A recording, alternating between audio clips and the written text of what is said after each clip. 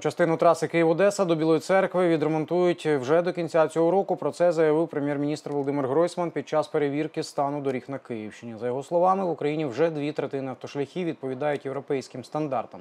А вже за 5-7 років відремонтують всі українські дороги. Наразі у кожному регіоні розробляють план реконструкції та будівництва автошляхів.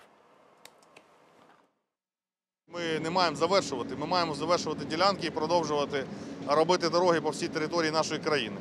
Фактично сьогодні ми мобілізуємо ресурс, 15 мільярдів передбачено бюджетом, 12 мільярдів за рахунок перевиконання митниці теж буде направлено на дороги, візьміть місцеві бюджети, а інші кошти міжнародних фінансових організацій. Тобто біля 30 мільярдів, навіть більше 30 з місцевими коштами буде направлено на ремонтні дороги на ремонтні роботи по дорогам в Україні.